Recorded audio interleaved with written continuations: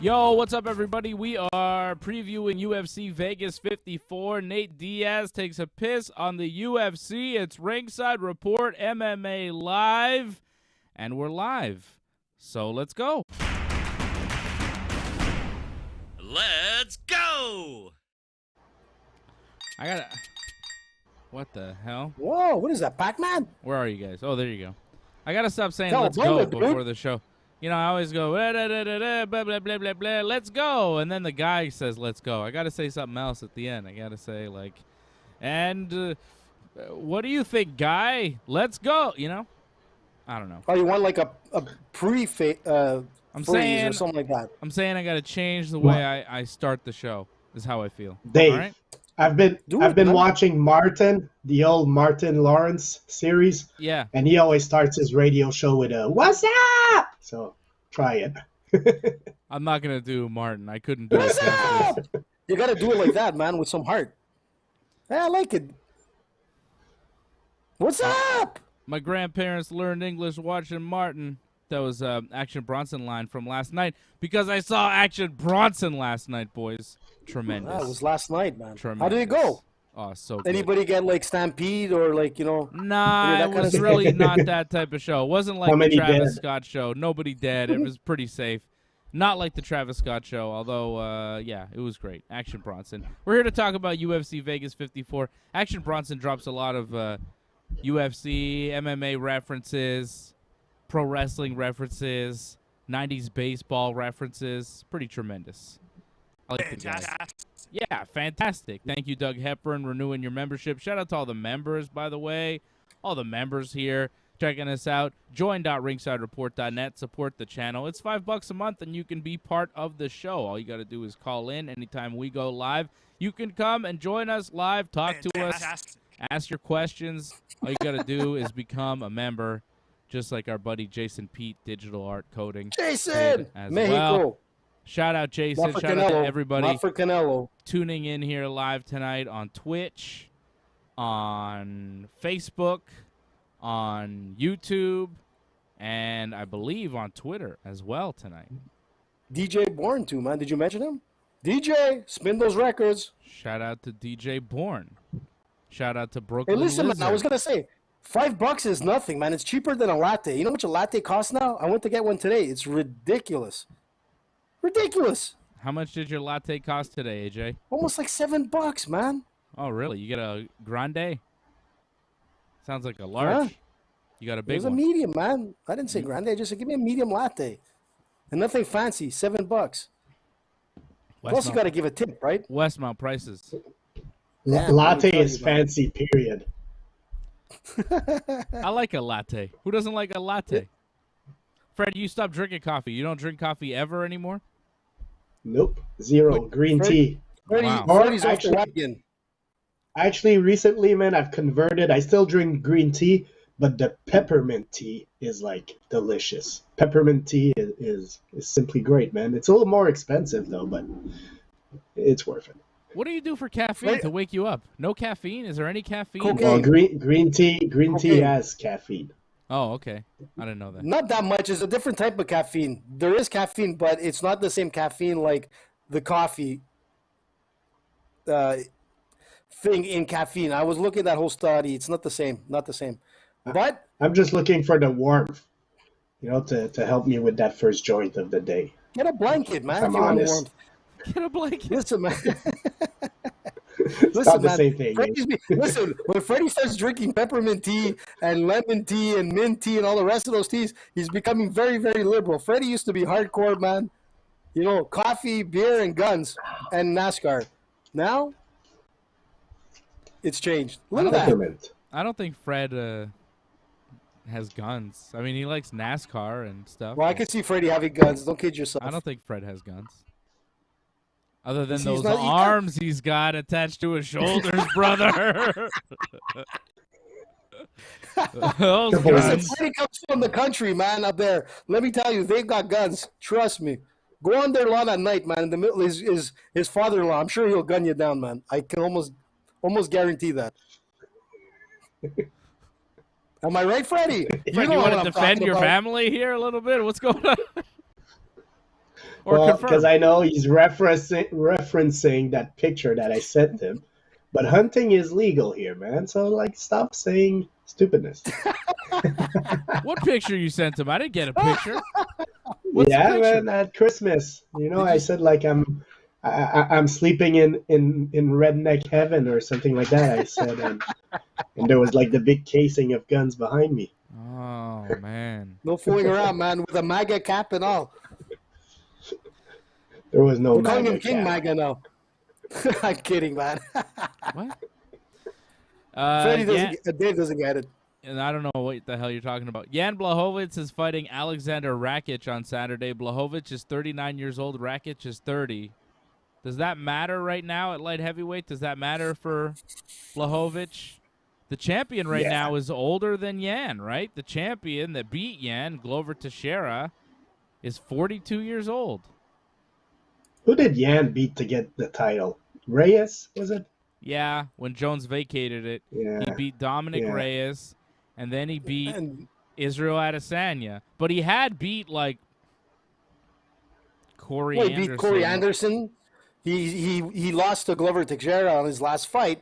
But yeah, you know, he's The resume isn't had that a pretty great. good run. Yeah, No, it's he not had a that good bad, bad, run. Dave. Come on. It's not that bad, but, like, if you compare it to other championship resumes in the UFC, like champions, former champions, like, he had some defeats early on in his career, you know, and even the championship run, like, he lost to Thiago Santos, came back, beat Luke Rockhold, but, like, Luke Rockhold in 2019, so, I mean, AJ, I know you're the world's biggest Luke Rockhold fan, but, I mean, you got to Easy, be Dave. honest. Easy. You got to be honest about where nice. he's at in his career, man. That's the last he He's fought. doing Aqua Velva commercials. Leave Since the he guy lost alone. to Michael Bisping, everything kind of went to pieces for Luke Rockhold. He came back the next year, beat David Branch, came back the year after that, lost to Yoel Romero, got knocked out, came back the next year, got knocked out by Jan Blachowicz. He's only 37, but we haven't seen him since. So let's not pretend that Luke Rockhold in 2019 was the elite level Luke Rockhold. He then got a split decision win over Jacare. He knocked out Corey Anderson, which is impressive because Corey Anderson's still doing big things. Then he knocked out Dominic Reyes, which I don't know how impressive that is at this point because It's Reyes, impressive, man, because he I don't know, technically beat Reyes Jones. But was let's- on. That was the middle of a 3-fight losing streak for Dominic Reyes. So what does that really mean for Jan Blachowicz? But You know, to I be the think- middle guy, and then he beat Israel Adesanya, which is impressive, but at light heavyweight where he was like 40 pounds heavier. I'm just saying, Yan, I have mad respect for him. He's a badass, but he doesn't have the most impressive record Well, compared to other, like a John Jones or a Kamaru Usman or some of the other greats that we've seen in the UFC, world champions. of course, but I'll say one thing I think he's missing is that he hasn't defeated any of these new young guns. So, you know, like whether it's Rakic, Ankalaev, Yuri, you know, like we're looking at him and we're like, oh, yeah, and he's a little bit old. Yeah, he has some nice wins, but can he fight with these young guns? And that's where my question is. Like, I want to see how he does against one of these young guns, which I think Rakic is. Rakic is definitely like a future contender in the division. How far will he get? I don't know, but he's one of those promising prospects. So this is a big fight. I'm gonna go with the young guy Rakic. I'm not sure actually how old he is, but Rakic is gonna win this one. I think he's gonna finish also our He's 30 friend years old, Yan. Freddie. He's 30. He's only You 30, know what? which is pretty young considering he's been in the UFC for several years now. Like 5 years he's been in the UFC. Yeah, absolutely, man, and I agree with Freddie. He's like the up and comer. He's the guy that's supposed to be at the top of the throne. You know, the guy's 14-2. The thing that he's super young, but when you look at the size and strength and like this is his moment. I think John, you know what? Ever since he got that, we used to make fun of his magic rope, but ever since he got that magic rope, he started winning. But when he lost to Glover, the rope, the magic is gone. That is for sure. I think that's the end of the rope. I think Rakic is going to probably knock him out. And you know what's interesting is that the guy's got, like, prior to the UFC, he had like 9 KOs, TKOs. He's coming into UFC, he only has like 2. So it's like you expect him to knock someone up, but in the UFC, he hasn't had that many, just 2. But I think he has what it takes to knock out Yan. I think Yan's jaw is questionable. You know, the fight with Israel was to a decision. But to be honest, man, Israel did pretty well for a guy that was like 40 pounds under. And Yan just basically pancaked him through the whole fight. And that's how he won, in my opinion. Yeah. It was a decision. I thought it was like, it could have been a split. But anyways, you know what? Rakić is the guy. It's going to be hard to lose to Yan now, or Jan, whatever you want to call him, the magic rope guy. You call him Yan because that's his name. Yeah, I think that just the young guns in this division. Rakić is a little bit taller. He might be roughly the same weight as Yan. Yan does come in pretty heavy for these fights, but I think the size and the strength might play in Rakic's favor. I just see Rakić all over this fight.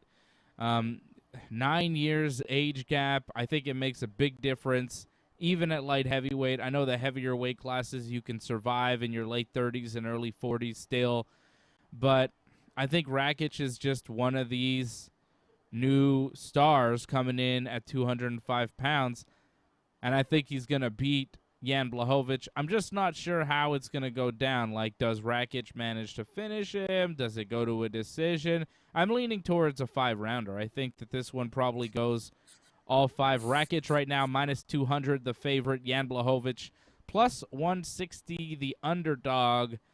Over 3.5 rounds, minus 132. It's favored to go over 3.5 rounds. But the prop of will the fight go the distance? Yes, plus 110. No, minus 160. I think there's good value on the yes there. I think that Rakić by decision is going to be where I'm going. And I think the fight go in the distance, plus 110, makes sense to throw a couple bucks there. But overall, I'm going to go with Rakić, and you'll probably wind up being in my parlay as well for this card. You're right, Dave, I like because Rakić. I like him. He's really impressed me. He's really a point fighter, and I agree with you on that. So I can see where you're going at. I like to see him get a KO or a TKO, whatever it is, but he only has 2 of them in the UFC. And you know Yan is resistant. He like resilient, I should say. And the thing with Rakić, he's a point fighter. He can throw good jabs, he can throw good kicks, but he's looking to win the round. And you know what? Thinking about it, and from what you said, I probably agree with you, man. I probably could see this going the distance. Yeah, I think plus 110 over at bet99.com. Don't forget to bet with us using that promo code ringside at bet99.com. I like Rakić in a major way. I like him to go the distance, plus 110. You look at Jan Blachowicz, only finished once by knockout in his career, and that was to the very powerful Thiago Santos. I don't think Rakić has that kind of power. Not like Thiago Santos, but I think, like you said, AJ, the points will add up, and you'll probably wind up getting a unanimous decision on Saturday night over Jan Blachowicz at the UFC Apex. Big fight. Big fight at light heavyweight. Big fight for Aleksandar Rakic, right? He wins this fight. He beats a former champion, the first former champion that he's faced, and he's on his way. He wins this fight. He's on his way. I'd like to know from you guys, I think we're all leaning towards Rakic before we move on to the rest of the card. Where do you rank Rakic among the 3 young guns at light heavyweight? And I'm talking about Rakic, Prochazka, and Ankalaev. I think those 3 guys are the 3 kind of on-the-come-up guys that will be fighting for the championship, but I'm not sure who's going to be the champion. I think, you know, Prochazka is next. He's getting the shot against Glover Teixeira, which is pretty cool. I think he might take it, but I'm not sure because he gets hit a lot.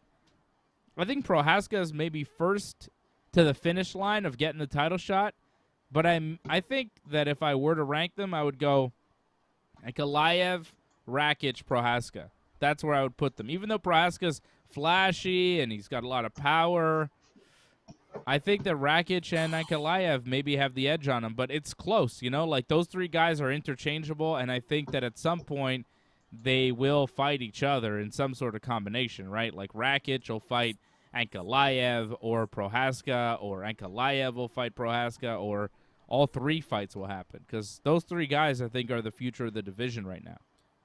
What do you rank them, AJ? Right, Dave, man. They're all 3 superstars. I'd probably go with Yuri as second, over Rakić, in my opinion. But yeah, Ankalaev, man, this guy is right there. He won't get the shot next, but I think he will be the future champion. They're ranked Freddie. two. Okay. They're ranked Let me correct 2, 3, 4 both in the of you UFC's guys. rankings.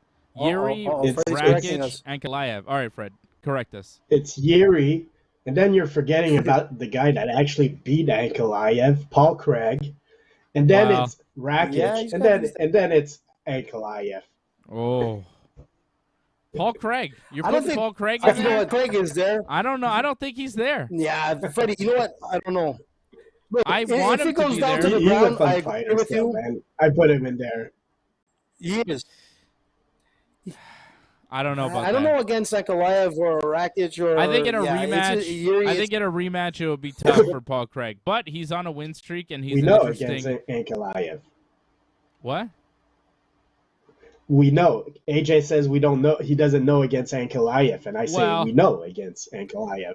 I mean, at this Paul point of the Craig- game, that's what I'm saying. Paul Craig wrapped up a triangle choke on Ankalaev with 1 second left in the final round of their 3-round fight. Exactly.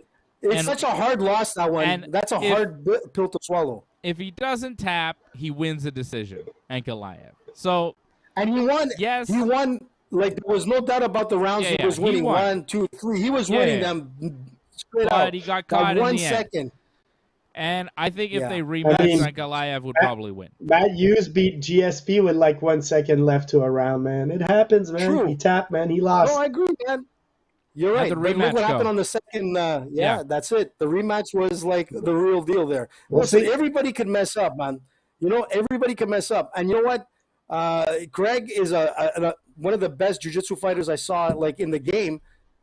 But, man, once he gets you on the ground, it's like danger. People don't realize how dangerous it is. Yeah. I mean, the guy kept fighting, and 1 second to go, man. 1 second, it was over.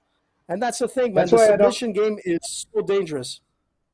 That's why I don't really care about some of these older guys. Like, sorry, Anthony Smith, Thiago Santos, Dominic Reyes. Like, you guys are all good fighters. But, like, I've seen, like, yeah, I still want you guys to fight in the UFC. And maybe you could earn your way back to a title shot. But right now, I want to see these young guns get their shot, man. That's who I want to see. And they are, Freddie. They are. These guys are all superstars, including your Paul Craig. I agree with that. They're all superstars. Not to take away from Dominic Reyes and Santos and all of these guys, but these guys are going to be the gatekeepers for the next round of young fighters that are coming up. It's a crazy division. There's going to be fireworks. It's going to be exciting, man. Yet, the champion of the division is Glover Teixeira. He's 42 years old, and I don't think True. any of us would rule him out of being able to defend his title in his next fight against Yuri Prohaska. I think it's very I got possible Yuri. that he beats him. I got Yuri, but I don't know. I'd have to take a look at it a little bit more because Glover is very tough. Glover has a hell of a chin on him, and I think if he could take the punch, which I think he probably can, Yuri's going to be in trouble because Glover will hit you hard, Yuri will take some shots, and if Glover, similar to Paul Craig, if Glover takes you down, if Glover gets on your back, it's over. And Glover's very good at taking you down and just slicing through whatever guard you try to put up. Look what he did to Jan Blachowicz. Took him down and just sliced through him like butter, got to his back, wrapped the choke, and Jan couldn't wait to tap. Glover is a different type of animal. Glover, his jiu-jitsu, his striking, he hasn't lost since 2018. He's on a 6-fight winning streak. If he wasn't 42 years old, I think most of us would be picking him to win. You know what I'm saying? Like, if he wasn't kind of old and been around forever, we'd be like, yeah, Glover's going to beat this Yuri guy. I don't know about this Yuri guy. You see what Glover did to Yan and Thiago Santos and all these guys? But Yuri is the new breed, and he is very violent, and, maybe he puts Glover out, but Let's Glover's be honest, been knocked Dave. out before. It's possible, but I'm not sure. Let's be honest. Yan did not have a great fight. He looked terrible in that loss. He looked like he was just not in shape. He's coming back saying, you're gonna see I'm gonna rebound from that loss, and I'm like really focused on this fight and whatnot. But the thing is that you were the champion, and you didn't like. It looked like he didn't train to defend that belt. Yeah, man. You know what? Let me put it this way. If John Jones were fighting Glover, I'd pick John Jones for sure. If John Jones is fighting Ankalaev, Yuri, all those guys, I'm like, oh, this is a little more interesting. I'm probably still picking John Jones, but I don't know, man. I'm just into this new generation of light heavyweights. I think they're all fun to watch. They bring in more energy, more action. And, yeah, maybe Glover pulls it off, man. Veteran has a lot of tricks in his bags. He could definitely put Yuri on his back and make the rounds long for Yuri. Like, if Yuri doesn't get off his back, it could be a long fight for him. But I'm still going to go with my buddy Rakić to win. And I think you guys are probably right. Decision makes sense for him to win this weekend. Aleksandr Rakic is our pick. We are unanimous going with Rakic by decision. He is the favorite to win this weekend at bet99.com, -200. But the fight going the distance is a +110. Slight Rakic by decision is +185. That's not bad either. Put some money on that. Yep. Rakic by decision +185. You know what I'm saying? That's how you make some money with Rakic. I gave you Carla Esparza by decision last weekend, and that came through. That was pretty good. Huh? Oh, yeah. Come on. That was a good bet, but it was an awful fight. But I was still right in the sense that, you know, Carla presented these problems for Rose that Rose couldn't find a way to deal with. Like, Carla didn't do that much to Rose, but Rose couldn't really figure out that much to do to Carla. And, you know, Carla is a weird puzzle to solve. She's a weird puzzle to solve for Rose Namajunas, and that's just what happened. The fight played out the way it did, but I don't think Rose is going to get an immediate rematch because Dana White didn't seem very interested in making it because the fight was so bad. I don't think he wants to see that fight again. So I think Carla is going to move on and probably fight the winner of Joanna and Zhang Wei Li. Joanna and Zhang Wei Li are going to be fighting again, and the winner of that, at least according to Dana White, who is the president and does make most of the decisions, he says that's going to be the fight. That division might have a lot of title changes still going on because if Joanna wins, Joanna's a bad matchup for Carla. Joanna's going to strike more. Joanna's not just going to dance around Carla. She's gonna be hitting her, and she's going to capitalize, which is something Rose didn't do. Like, Rose danced all night. She barely got in any danger. I'll give her that.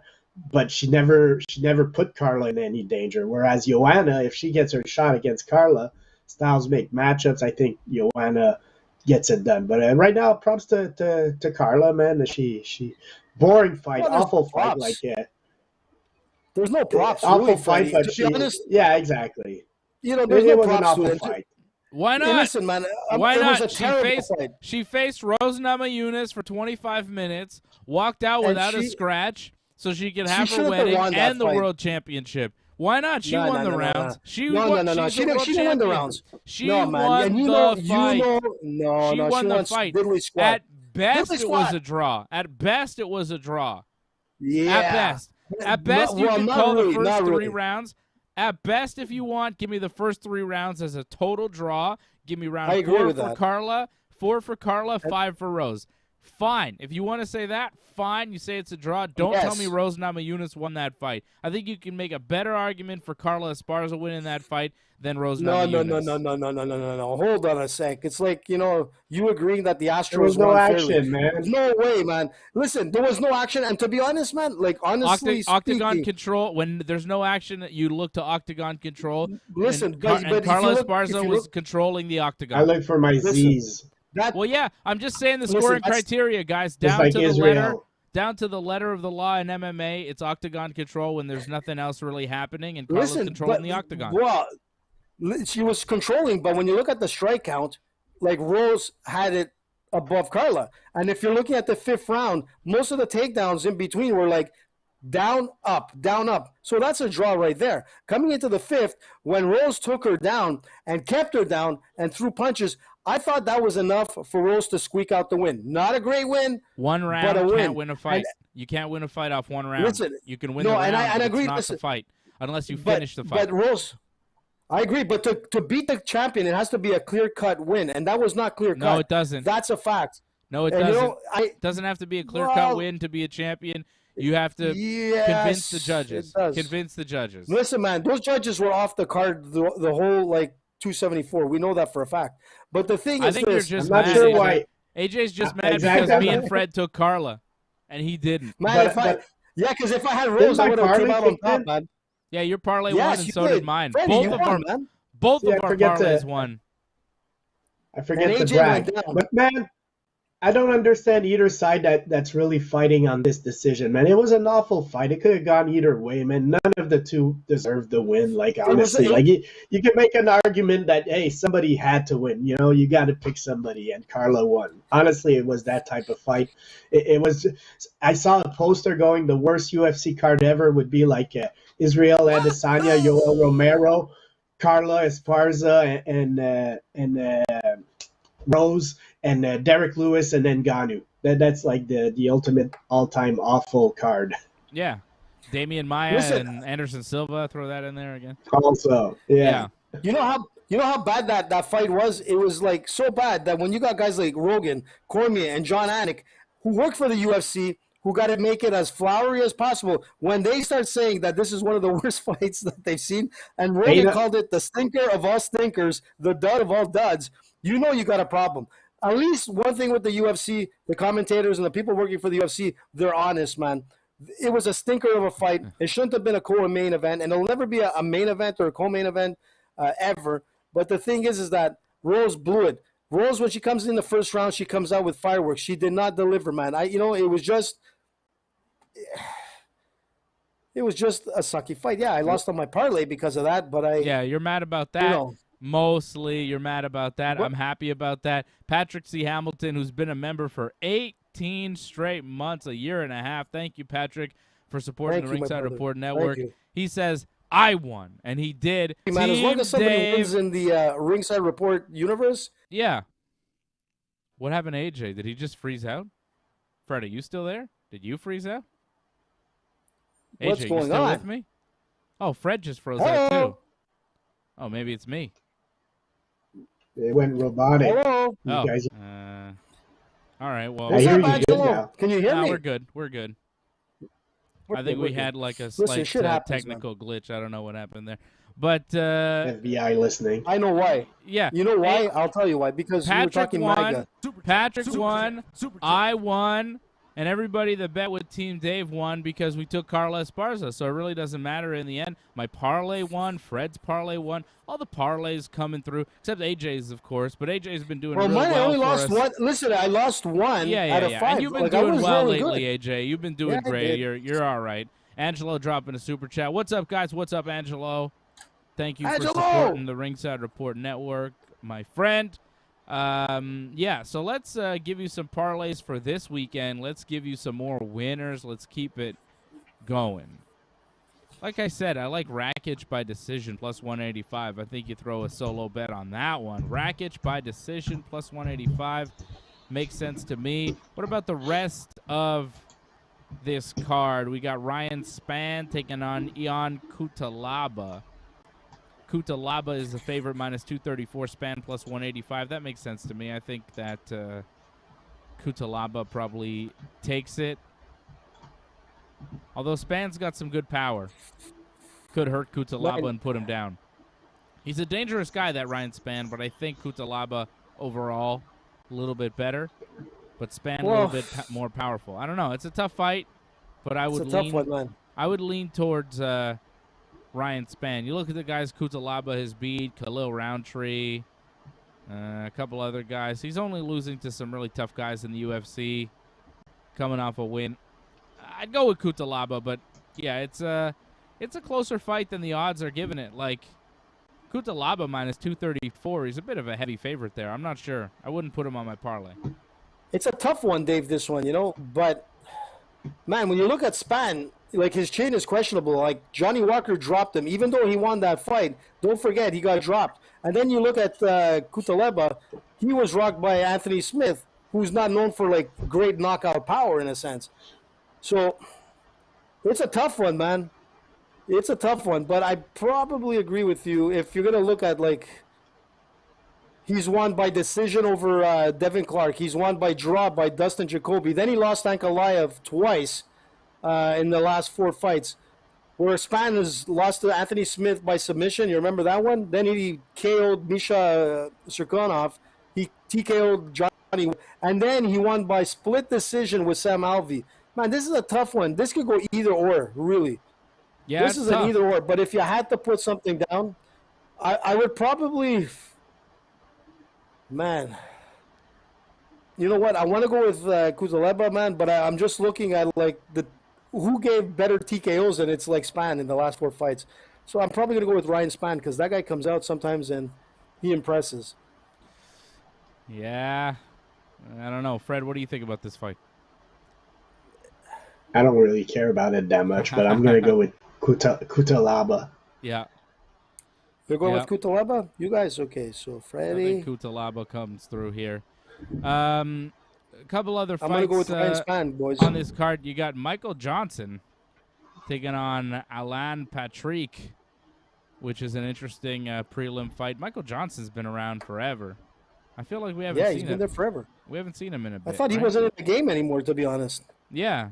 Oh, he MJ. Man, he lost to Clay Guida in his last fight in 2021. He has lost 4 in a row.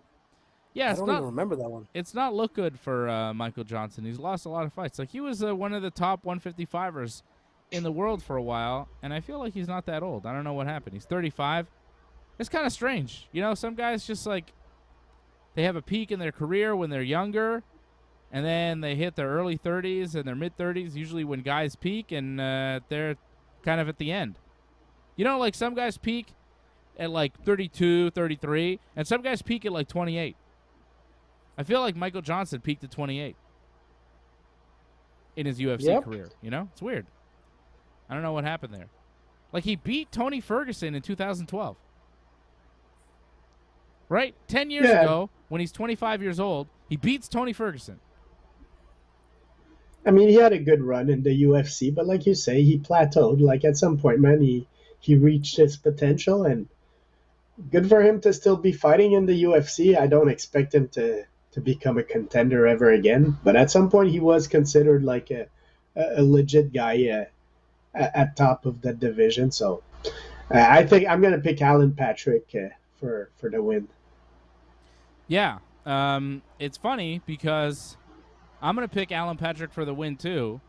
Michael Johnson is favored, minus 150. Patrick plus 122, the underdog. I think there's a lot of value there in Patrick because I just don't see Johnson as a guy who's fighting at any kind of level anymore.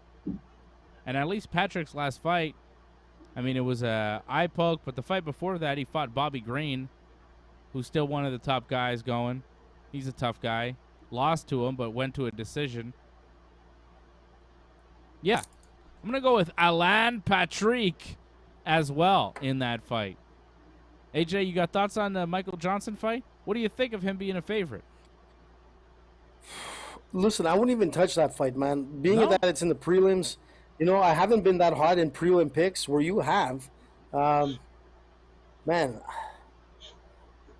yeah, I mean, if I'm looking at, like, stats and everything, I would have to go with Alan Patrick, but I will not put this on my parlay, that's for sure. Okay. Well, I want to know what you will put on your parlay. So tell me, right now, what's on your parlay for UFC Vegas 54 Blachowicz versus Rakic? Fred, you want to jump in? AJ was... No, because actually... Yeah, make AJ do it because I'm going to say something, but I don't want to help AJ, so... Oh, don't help AJ. All right, bud. So what you got? I'm going to start with the fight parlay again. I'm going with 5. I'm going to start with Rakic for the win. Yeah. I'm going to go with Ryan Spann over Cutelaba. Even though he's the favorite, I'm telling you, Ryan Spann has better TKOs in the last 4 fights, so I think it's going to be another one. Okay. This one is a tough one between Davy Grant and Louis Smolka, but I'm going to go with Louis Smolka on this one. Plus 240, Louis Smolka. Okay, picking a lot of underdogs here, AJ. What else you got?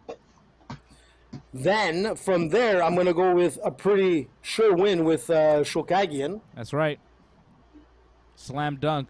Lock of the night for Then Team I'm Dave.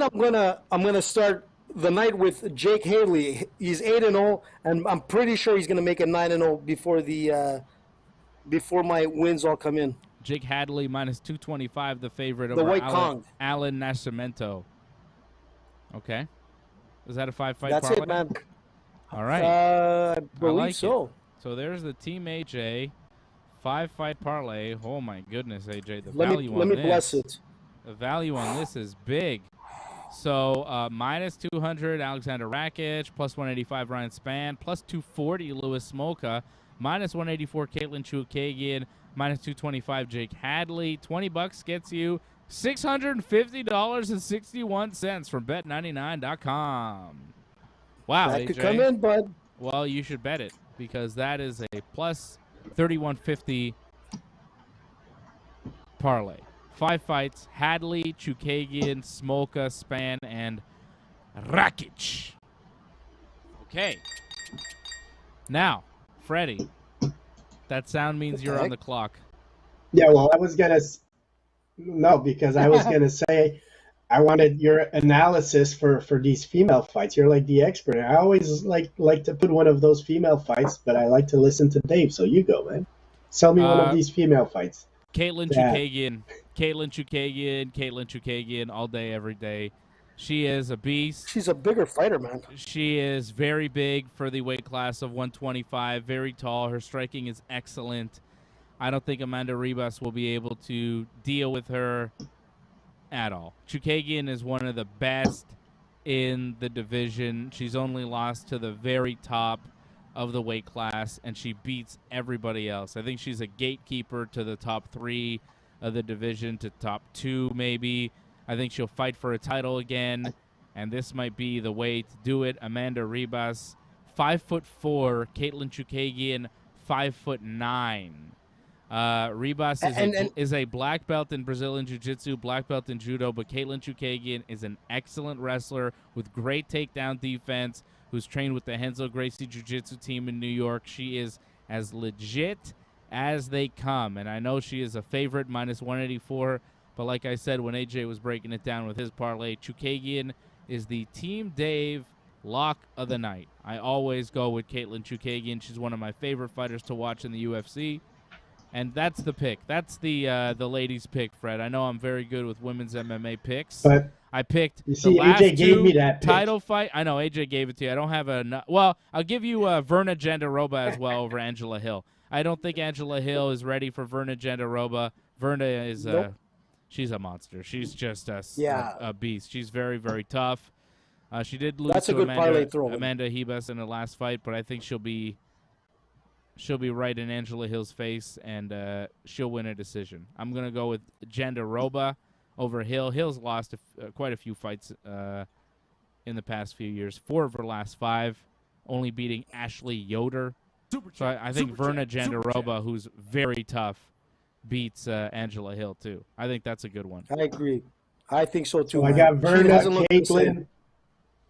Katlyn, Allen, and Rakic. That's my Verna, Katlyn. And on top of it, Freddie, Ribas, man, she doesn't have the power to like break down like Chookagian's body, man. That's the thing. She won't be able to break her down. She won't be able to knock her out. That's for sure. You know, she might be able to get a couple of maybe like throws, but Chookagian is too strong of a fighter, even to stay on the ground with her. Fred, what She'll was your get right parlay? back up and continue. Verna, Chookagian, Rakic, and who? Alan Patrick. Oh, Alan Patrick. There you go. That's a good bet, too. I like that. That's a good parlay from Team Fred. That might be Team Dave's parlay, too. I don't know. Now that I'm looking at it, I think I just gave you my picks, Fred. Verna Jandiroba, Katlyn Chookagian, Aleksandr Rakic, and Alan Patrick, plus 122. $20 gets you 159.24, plus 696 odds on that parlay. And I think, you know what? For the first time ever, the Team Dave and Team Fred parlay will be virtually identical. And by virtually, I mean completely identical. Did you go with... This is my parlay. That's why I cut you off before you said yours. I wanted to put mine out first. You stole my women's picks on my parlay, but yeah, I'm going with the same picks as Team Fred. Dave, throw in another one, man. Try to go different, man. You have to, bud. You have to. But these you are gotta my make picks. it exciting. But these are my picks. I know, picks. man. Come on, Dave. We're a +1, Dave. Come Andrea on, Dave. Lee. Okay, hold Vivian on. Arujo. I don't know Andrea about that. Lee, That Vivian fight's Arujo. tough. I gotta see Go them with on Jake Hidley. I gotta see them on weigh-in day. I gotta see them on weigh-in day to see what they look like. Dave, do it. Just do it, man. Just do what? Polish that crystal ball, man. But don't you think I'll that give if you one. me and Fred pick the same parlay, it's like more, like it means more? Bet it twice. You know? Go with Nick Maximov, man. If Fred and I have the same parlay, don't you think it means something? No, you know what? That Maximov fight, honestly. Yeah, he's a Diaz guy, man. Yep. He trains at the Diaz Academy, man. This guy's Guess a killer. Guess what? Going with Petrosky. What? Going with Petrosky. Are you serious? Yup. Dead No. serious. Dead serious. Going with Petrosky. Man, this guy is a Diaz Academy star, man. This guy, Nick Maximov, he's the shining star for the Diaz brothers. That's fine. And that whole academy. You know what Woof, the Diaz Dave, brothers' Achilles heel has always been? What? Wrestling. Nobody else put that- You know what Petrosky Man. does? He's a wrestler. He'll win 2 out of the 3 rounds, gas out in the 3rd, and survive. If he survives and doesn't get knocked out in the 3rd, he'll win this fight. Plus 300, Andre Petrovsky. Fuck it. Can I just throw in some stats before you do that? No, kiss my ass. I'm throwing it on my parlay. Dave, You wanted me to damn add it. something to the parlay? I'm adding something to the goddamn parlay, AJ. Jandaroba, Chookagian, Rakić, Patrick, and Petrosky. So now the parlay is worth a ton more money. $20 gets you $636.97. It's the biggest parlay payoff of the night, and we're going to come through. Team Dave is getting rich on Saturday night. Rich. $600 I don't know about that, in your dude, man. pocket. I don't like Feel that like bet, a millionaire. What? I don't like that bet, man. Yeah, well, suck it. You want it? You pressured me into it. It's peer pressure. It's your fault if Team Dave loses. And Team Fred will win, and Team Dave will lose, and it'll be your fault, AJ. If Team Fred wins, I'm claiming victory because my official parlay, just so we're clear, is Jandaroba, Chookagian, Rakić, and Patrick. But I will be putting a couple of bucks on Petrosky because I think he's got a good chance of winning at plus 300. He also called out. He wanted this fight. This is the fight that he wanted. Petrosky was looking for this fight because he wanted to end the hype train and get some of that hype on himself. Man, Petrosky. I don't know, Dave. I know you don't Here know. I am. I thought I was You like were saying convincing you the to go same with thing to Maximov. me last week when I was talking to you about Carla Esparza. You were saying the same stuff to me, all right? Patrick C. Hamilton dropping his 777 super chat. Thank you, Patrick. He says, I'm going to go put some money on Chookagian if you say so. We're all saying so. We all have Chookagian winning on Saturday, and I think we all have her in our parlay, right? Yeah, and So it's that's not going to pretty be a good. fight like it's not going to be a Rose Carla type of fight. There's going to be fireworks and yeah, she's going to win it. Yeah. I got Chookagian. She's our lock. Well, she's my lock of the night. We're all picking Chookagian. Fred just disappeared. Fred, you fall over? Sorry. Oh. Fred fell over for a second there. He's all right. I thought he collapsed. I was trying to stretch my legs from this jiu-jitsu from today, man. My legs are dead tired, and I moved the camera. It's good jiu-jitsu today, Fred. It was a good time. Yeah. Fred has brought me to his gym. He has introduced me to the gym. You know? It's fun, Fred. I introduced you to jiu-jitsu way back in the day, and then you find this gym. You introduced me to the gym. Like, we've really helped each other out in our jiu-jitsu It's a journey. full circle, man. Yeah, full it's really circle, nice. guys. It's really nice. It's jiu-jitsu, man. It's just like the rule, man. It all connects in the end. All right. I don't know what that means. the role all connects in the end? At the end, don't you disconnect because you're like tired and you want to get off the guy because the round's over? No. You stay It just hugging the guy continues, when man. the bell rings? Dun, dun, dun. You're still holding the guy? Why? Let go. Dave. AJ. Snatch the Bellator. pebble from my hand. I don't know what that means. Bellator 281. No. Bellator 281 is tomorrow night. AJ, I know you love 281. You're ready for Bellator. Lyoto Machida final fight is likely for tomorrow night. Wasn't that the male strip club? Wasn't that what it was called that AJ used to dance at? 281? 281, man. Yeah, AJ It was used to, like historical. AJ used to go there all the time. So this is Bellator 281. So I know AJ's really excited about this one. Bringing him back to his good old days back in the 70s when he was a nude dancer there. And now Lyoto Machida will have his final fight at Bellator 281. Hold on a sec. What? Sorry. Actually, no names mentioned. No, I will not mention any names. Marco. But I can tell you this. It was Marco. No. Cousin Marco. Marco used to be a bouncer there at one point. But there was a few guys, high ranking in the jiu-jitsu world here in Quebec, Yeah. black belts, that were like working at 281. You know, As they needed to make male money in the dancers? days. Yeah. well. And they're probably listening and they'll be like, AJ, you better not fucking mention my name, man. You better not mention it. But they had no choice. They had to work in like a male strip joint. They had good bodies. You know, they're coming from different parts of the world. They needed to make money, man. So, you know, how do you train with flexible hours? So they were dancers, man. 281. And 281, I know Angelo knows about it because, you know, he's been out on the scene. But that used to be like the busiest male strip joint probably in all of Canada. I was so shocked when it closed. But, I didn't man, know there used so to be much about it. lineups. You used to talk about it Listen, on the man. show, and when it closed, I remember you were like talking about it over and over again. I'm like, why do you know so much about this male strip club? And now I bring it up again, and you just go on and on about. But I guess anything you bring up, AJ will go on and on about, right, Fred? I mean, it's not really this; it's any subject.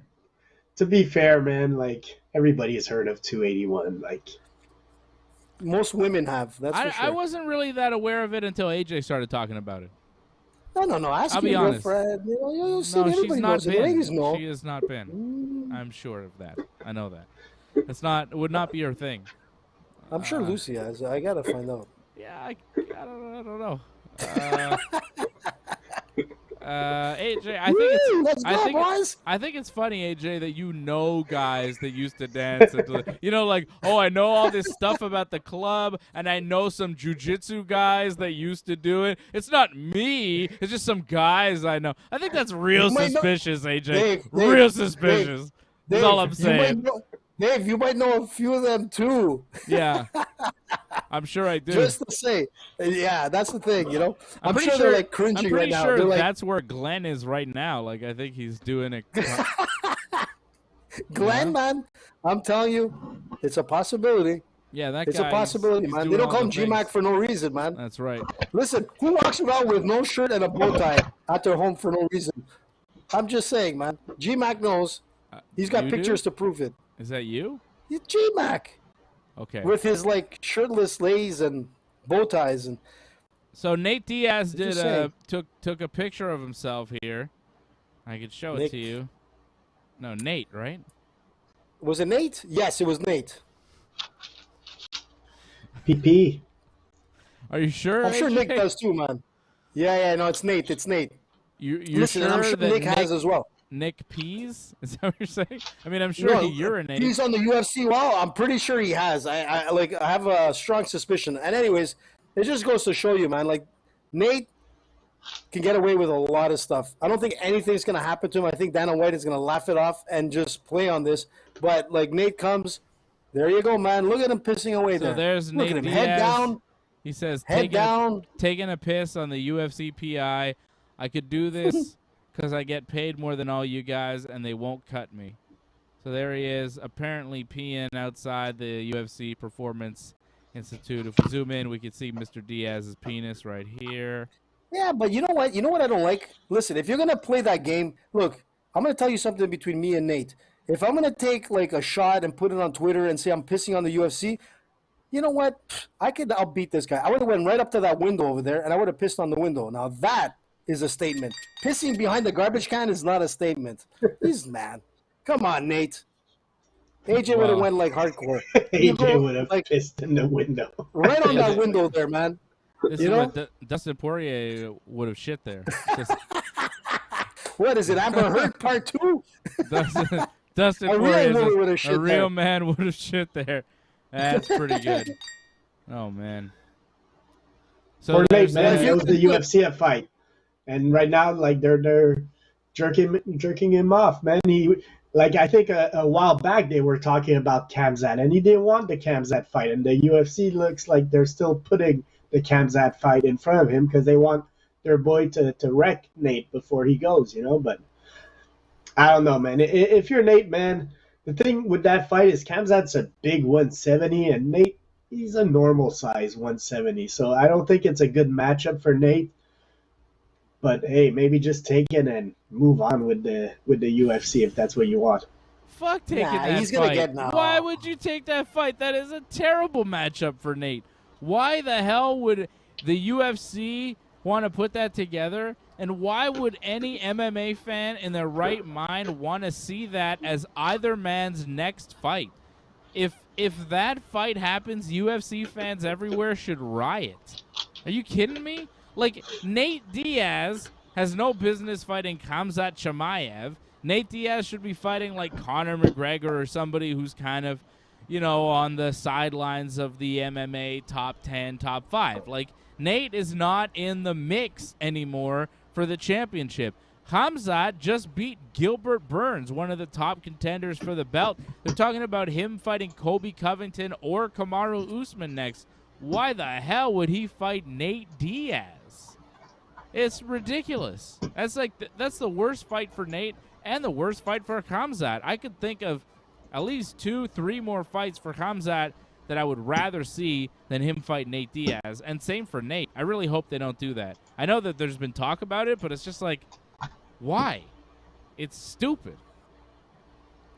Listen, on another note, man, I don't know if they were listening to Freddie or whatnot, but Paul Craig just came out on my feed, and it says that he's fighting July 23rd versus Volkan Ozdemir in UFC London. So this just came out. Paul Craig is fighting. So maybe Freddie had something there. Mentioning his name, he's right there. He got the fight. Okay. What about Nate? Nate's going to be pissing for a little while, man. Okay. Good analysis, AJ. What about Nate Diaz? What about Nate Diaz? What do you think he should do? Should he fight Khamzat? Nate is going to do a PP, and he'll keep doing a PP for a while. He's going to be doing a TikTok with his dick talk. That's what he's going to be doing, man. His dick talk. Is that what we're calling it now? All right, cool. TikTok.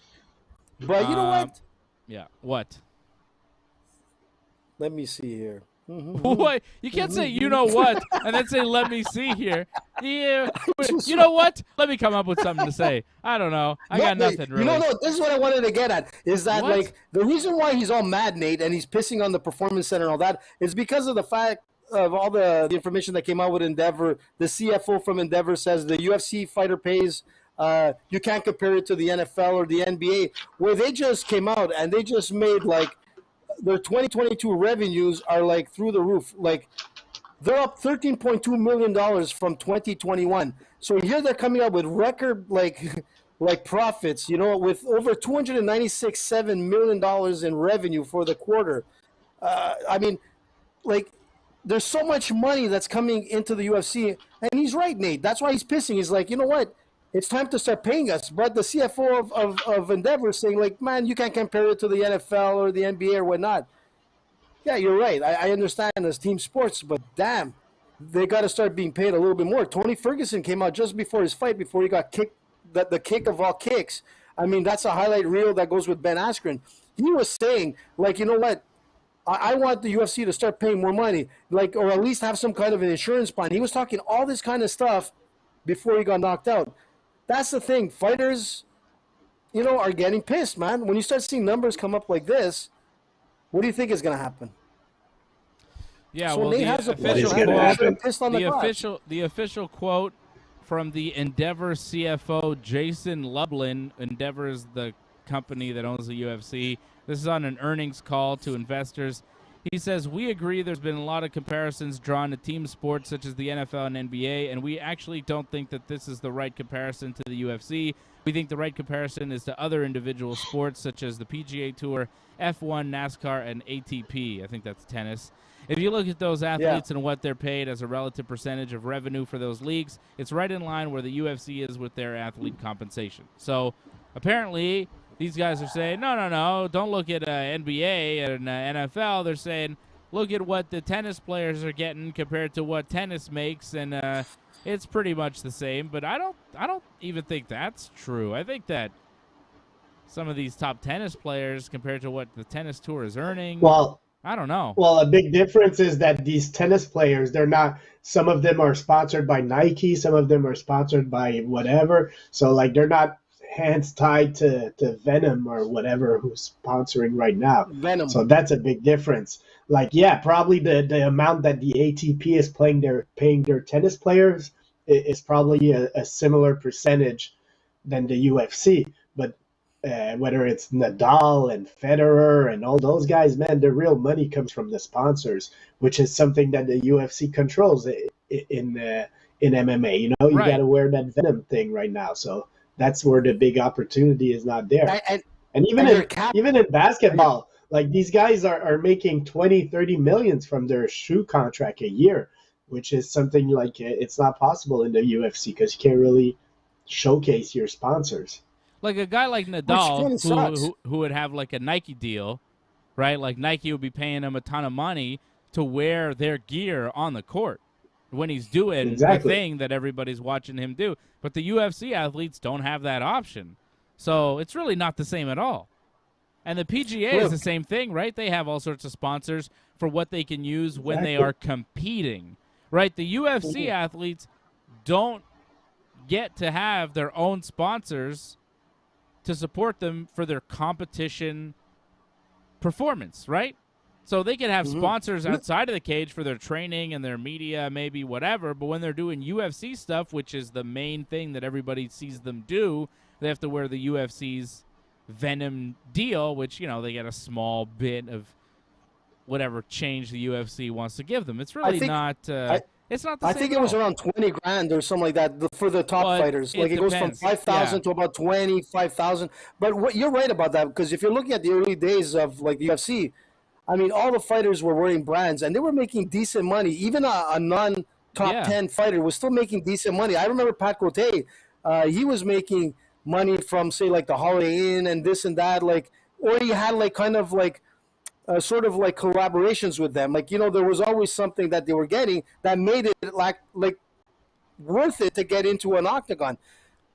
It's tough now, man, because you look at Bellator was that banners? Everybody had a banner. Yeah, exactly. That's what I was thinking of. Banners.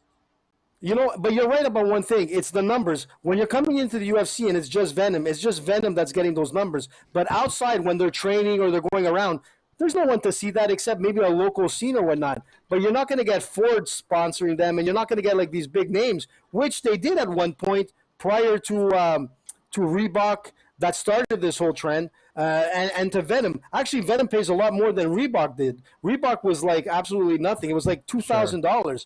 Big rat's ass. $2,000 does even cost you like for like training time with some of the coaches. But yeah, it's just too bad. So you can't. You're right. I agree with that. You can't compare the ATP, you know, or Formula One. Are you kidding me? Formula One sponsorship is like, you go take a look at what like some of the big Hamilton and them make like per race. It's ridiculous. It's ridiculous. Yeah. So comparison. I don't understand. I don't understand how they see it like that. I think, you know, they're basically getting just destroyed online for that comment because it makes absolutely no sense. So, great. Hopefully the UFC fighters get paid more at some point, but until then, I will be counseling my children, if they want to pursue athletics, to play baseball, because that's where the money is. Don't it is, man. Fight. I mean, it's really pointless to do. I mean, it sucks I mean, you it's don't have to be in a shape. great sport, and it's awesome.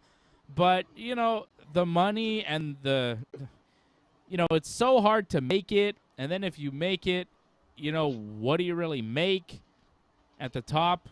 Some of them are making good money, but not everybody's making good money, even at the top. And the damage you take and the stress on your body, it's hard, man. That's why I got so much respect for these people that do it, because it's a very hard sport to do.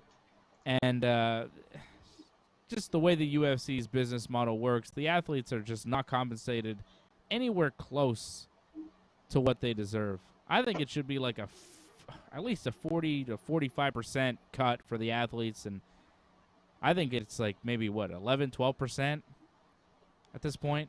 It's not good. I'm not sure.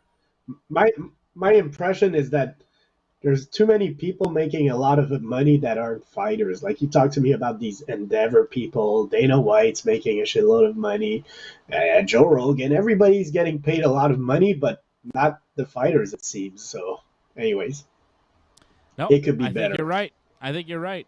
I wonder what, like, Ariane Celeste is getting paid compared to the average UFC fighter.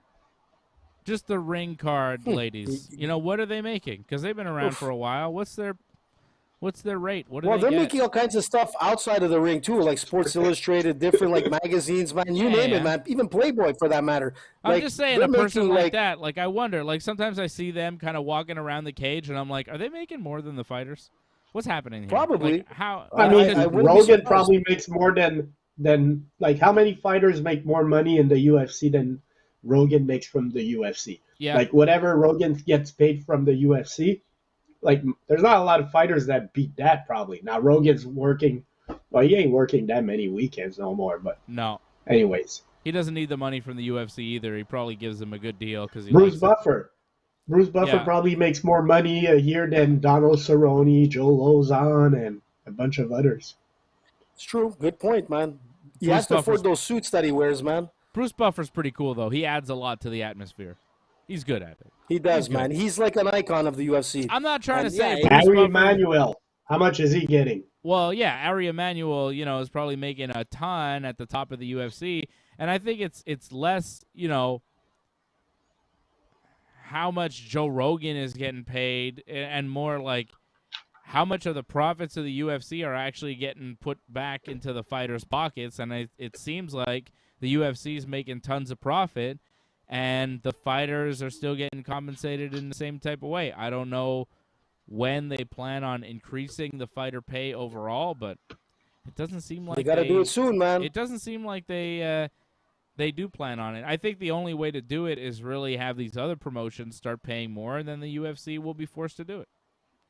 Well, they are. Look at the PFL with the $1 million payoff. I mean, it is a round robin kind of thing, but the money is there, and people are going to it.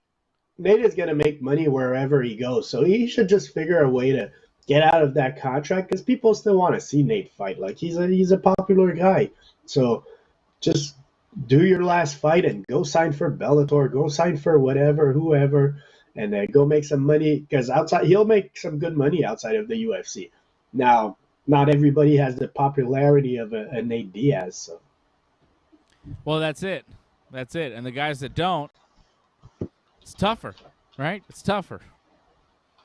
So, tough business, tough sport, and that's why we like it so much, because these people that do it are real serious people, and they have great fights, and they entertain us, and we appreciate it. And we are going to be watching on Saturday night UFC Vegas 54, Blachowicz versus Rakić. And I'll be back here tomorrow night with Johnny North, 10 p.m. Eastern time, right after SmackDown. Talk a little pro wrestling, everything that's going on there. And Dave, let me give our condolences. Yes, to before we end the show. Montreal lost a great martial artist this week, a legend, a character, and a great coach from the TriStar Gym, the great Master Peter. I know, AJ, you got to know him a little bit more than I did, but of course everybody around martial arts in Montreal is aware of Master Peter from the TriStar Gym, right? Everybody sees the guy. Everybody knows him. Lovely guy. Very nice guy. And, yeah, he passed away this week. So our condolences from the Ringside Report team to the family of Peter and all his friends. Yeah, Dave. Well said, man. He's a true gentleman, a true warrior, and a legend, man. Once you see his face, you'll remember him. Like, he was many times, like, all over the place. If not, like, at TriStar in different videos that, like, you know, that he was working with. He has, like, so many things that he was involved with, and it's a shame that he passed away. He passed away, like, I don't know what Peter's age was, but he was young in a sense. But he's worked with every fighter from George St. Pierre to you name it, man. Johnny Walker, you name it. There's so many guys that came through that gym and trained with Peter, and it's too bad because he is a legend, super nice guy. You know, it's just a shame because he had a lot more to offer, and unfortunately he had a bad disease that shortened his life quite quickly. And, you know, and I'm sure the TriStar team and friends and family are going to miss this guy because he was a character there. There's no doubt about it. But a legend, you know, a true martial artist. Yeah, definitely. He was with all the greats there that came out of that gym, and just very influential on that team. So our thoughts and condolences with the family of the great Master Peter, a pioneer in Montreal martial arts, no doubt. And that will wrap it up for us here on the Ringside Report Network. I could leave you with some good news, AJ. The Yankees are now up on the White Sox 5-3. Giancarlo Stanton. Nice. Giancarlo Depends what inning. Stanton. They're up in the third or fourth, I believe. Yeah, third inning. Still early, man. In Chicago, top of the third. It's 3-3. Giancarlo Stanton, a 2-run shot to right field, puts the Yankees up 5-3. Yankees are on a tear. And I could just give you a little stat here, boys. The best 30-game starts to a season in Yankees history. 1928, they went 24-6. They won the World Series. 1939, they went 24-6. They won the World Series. 58, same deal. 98, 23-7, won the World Series. 2003, they went 23-7 in the first 30 games and lost in the World Series. In 1923, they went 22-8 and won the World Series. Basically, through 30 games, the Yankees are now 22-8, one of the best starts in the first 30 games of the franchise history. And when they have a great start in the first 30 games, most of the time, except for one time, they won the World Series. So I think the Yankees are going to win the World Series. Is what I'm trying to tell you. Put some money on Bet99, man. They're having Bet99.com. Great start. They're beating the Blue Jays left and right. They just swept them in a 2-game set. Aaron Judge with a walk-off home run to win one of those games. It was miraculous. It was beautiful. And the Yankees now up 5-3 on the White Sox with a shot to right from Big G, Giancarlo Stanton. Let's go, Yankees. Look at that smile on Freddie with the Houston ad. Whatever, Look at that Freddie smile. Houston sucks this year, Fred. It's over. It's over for Houston. Their cheating has been figured out. It's Yankees time all day, every day. Let's go.